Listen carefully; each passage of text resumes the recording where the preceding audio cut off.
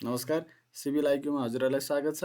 Civil आइक्यूमा आज हामी civil सब इन्जिनियरको building कन्स्ट्रक्सनको MCQ क्वेसनको set 3 लिएर उपस्थित भएका छौँ।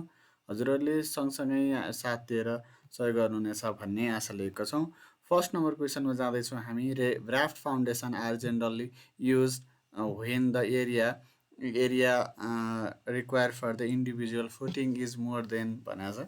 यो राफ्ट फाउन्डेसनको लागि कुन कुन अवस्था हुनुपर्छ भन्ने छ।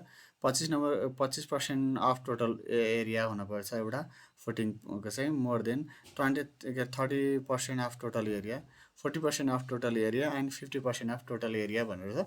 यसको राइट एन्सर रहेको छ 50% अफ टोटल एरिया रहेको छ। अनि 2 नम्बर क्वेसन छ, negative skin friction on pile due to भनेको छ। नेगेटिभ स्किन फ्रिक्सन चाहिँ पाइलमा के कारणले हुन्छ भन्ने छ। यसको राइट एन्सर कुन होला? Downward movement of soil, downward movement of pile, relative settlement of soil र रिलेटिभ सेटलमेन्ट अफ पाइल भनेको छ।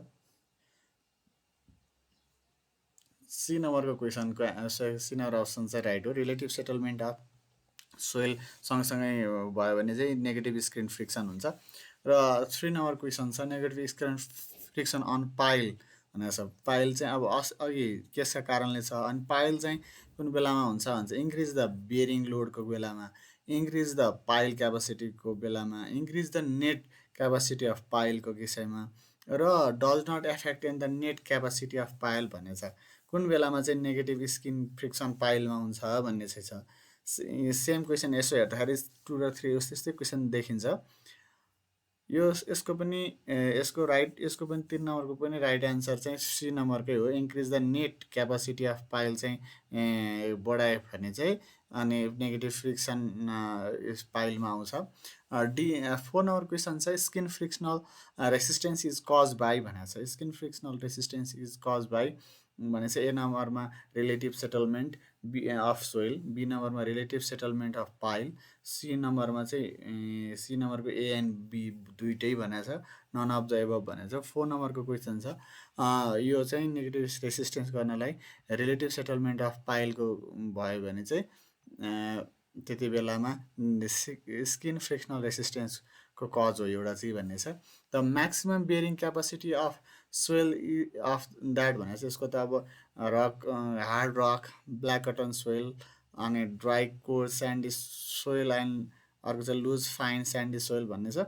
यसको राइट एन्सर भनेकै ए नम्बरको हार्ड रक भन्ने छ। हार्ड रकको चाहिँ हाई बियरिङ क्यापासिटी हुन्छ।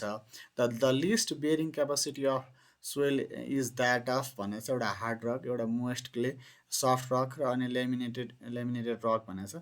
यो चाहिँ मोइस्ट जो चिसो हुन्छ त्यसको चाहिँ lowest bearing least bearing capacity हुन्छ, सफ्ट रक भन्दा पनि कम हुन्छ।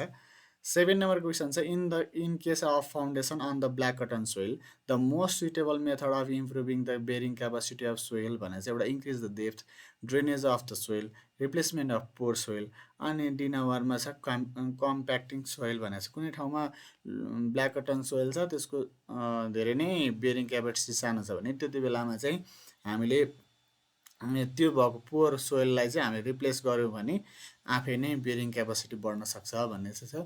The minimum depth of foundation in clay सोइलको कुरामा चाहिँ क्ले सोइलको बेलामा चाहिँ कम्तीमा कति सेन्टिमिटरको हुनुपर्छ भने त 90 सेन्टिमिटरको फुटिङ चाहिँ हुनुपर्छ। हामीले यो नर्मल्ली जेनरली अब हाम्रो गाउँघरतिरै बनाइरहेको पनि भयो। 8 नम्बर क्वेसनको राइट एन्सर चाहिँ बी नम्बरको छ, 90 सेन्टिमिटरको केस छ।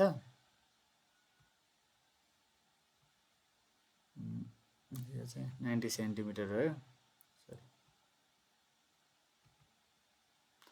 90 सेन्टिमिटर। अनि 9 नम्बर क्वेसन छ, the maximum differential settlement for foundation on clay soil is limited भनेको छ। यो 9 नम्बर क्वेसनमा चाहिँ यो 40 mm, 60 mm, 100 mm अनि 400 mm छ। यसको राइट एन्सर हो ए नम्बरको 40 mm छ। म्याक्सिमम डिफरेन्सियल सेटलमेन्ट चाहिँ क्ले सोइलमा चाहिँ 40 mm सम्म रहन्छ भनेको छ। 10 नम्बर क्वेसन छ, the maximum total settlement for isolated foundation on clay soil should be limited भनेको छ। यो 10 नम्बर क्वेसनमा चाहिँ एउटा ए नम्बरको 25, बीमा 40 सीमा 65 mm र डीमा चाहिँ 100 mm को रहेको छ। यसको 10 नम्बरको क्वेसनको राइट एन्सर रहेको छ सी, 65 mm सम्म चाहिँ सेटलमेन्ट हुनसक्छ भन्ने चाहिँ छ आइसोलेटेड उसकोमा। अब the foundation use on weaker soil is भनेर छ एउटा कोलुम फुटिङ, अर्को ग्लेज फुटिङ, अर्को ऱ्याफ्ट फुटिङ, अर्को अल अफ द एभब भन्ने छ। 11 नम्बरको क्वेसन पनि यदि फाउन्डेसनमा विकर छ भने त्यति बेलामा हामी ऱ्याफ्ट फुटिङ चाहिँ हाल्छौँ भन्ने सबैलाई थाहा छँदैछ है। र in rectangular foundation of with B the maximum permissible eccentricity of head is भनेर 12 नम्बर क्वेसन छ। यसको चाहिँ B/3, B/6, B/9 र B/12 छ 12 नम्बर क्वेसनको। यसको राइट एन्सर रहेको छ B/6, बी को चाहिँ B/6 हुन्छ क्यापासिटीको कुरा छ। अनि 30 नम्बर छ black cotton soil is unsuitable for foundation because if it's भनेको छ, बिकज इट्स भनेको छ। ए नम्बरमा लो बेरिङ क्यापासिटी, बीमा अनसर्टेन पर्मिएबिलिटी, सीमा कोएसिभ प्र्याक्टिसेस, डीमा रहेको छ property of undergrounded volumetric change due to the moisture content भनेर चाहिँ यसको राइट एन्सर नै डीको रहेको छ। ब्ल्याक कटन सोइलमा फाउन्डेसनमा चाहिँ यो मोइस्चर कन्टेन्ट भएपछि अहिले भोलोमेट्रिक चेन्ज गर्ने भएको कारणले गर्दा भनेर चाहिँ डी नम्बरको एन्सर राइट रहेको छ।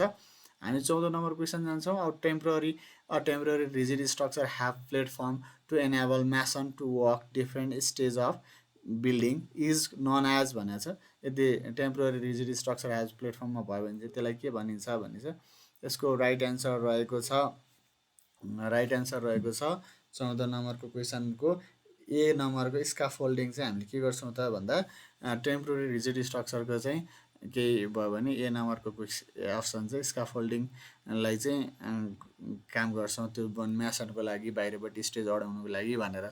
बीमा छ डेड स्टोर भनेको छ, स्टोर ऱ्याकिङ स्टोरेजको कुरा, अन्डर स्टोरिङको कुरा छ।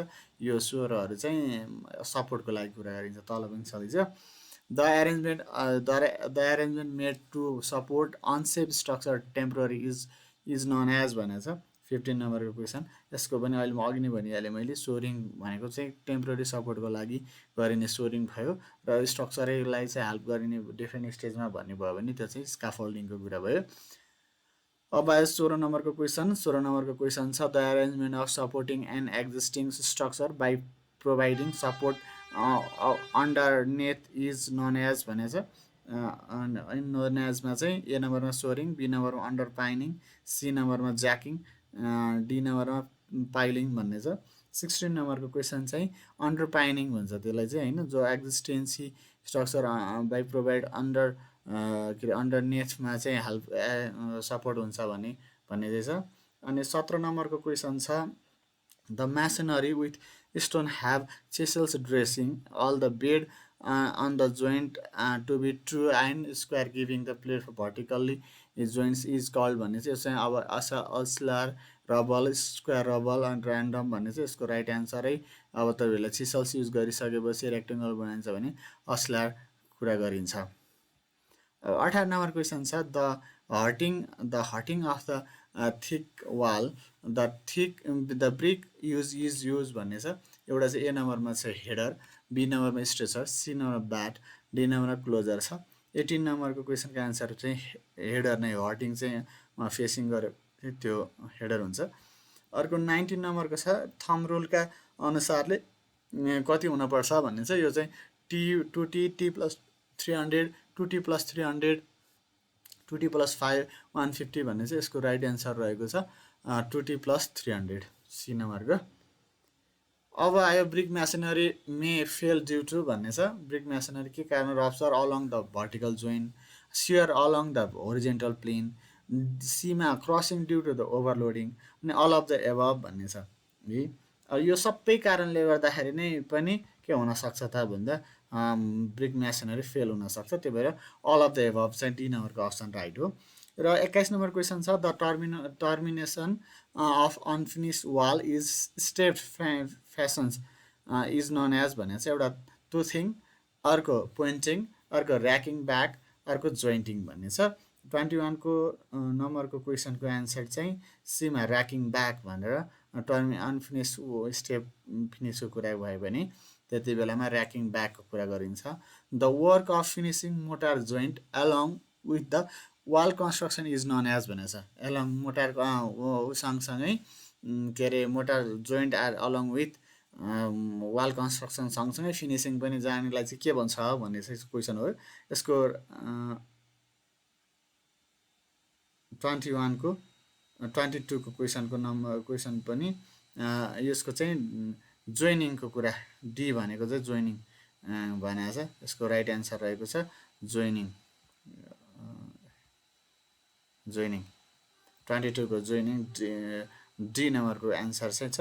23मा हामी जान्छौँ the operation of finishing the mortar joint after the completion of a masonry wall is known as भनेको छ। मेसनरी नन एज भनेको चाहिँ मेसनरीमा कम्प्लिसन गर्नु पऱ्यो भने चाहिँ त्यसलाई के भनिन्छ भन्दा पोइन्टिङ भनिन्छ। बिचमा कम्प्लिसन मोटर जोइन्टमा मेसनरी वालको केसमा चाहिँ टु थिङ ब्याक र ऱ्याक ब्याक जोइनिङको कुरा जोइन्टिङको कुरा त माथि गरिसक्यौँ हामीले। 24 नम्बर क्वेसन छ the process of filling hollow space of wall before the plastering is known as भनेको छ। त्यो ह्याकिङ, अर्को डबिङ आउट, अनि ब्लिस्टरिङ, अनि फिलिङ भन्ने छ। यसको राइट एन्सर हो डबलिङ आउट हो, बी नम्बरको डबलिङ आउट भन्ने छ। र 25 नम्बर क्वेसन छ the structure on which arch is rest is called भनेको छ। एउटा पायरमा, अर्को कोलममा, अर्को आर्क कोलममा, अर्को एबोटमेन्टमा भनेको छ। स्ट्रक्चर जस्तो हामीले कुन आर्क छ भने त्यसलाई कहाँ लगेर रेस्ट गराउँछ भने चाहिँ यसको राइट एन्सर हो डी नम्बरको क्वेसन एन्सर अप्सन एबोटमेन्ट छ।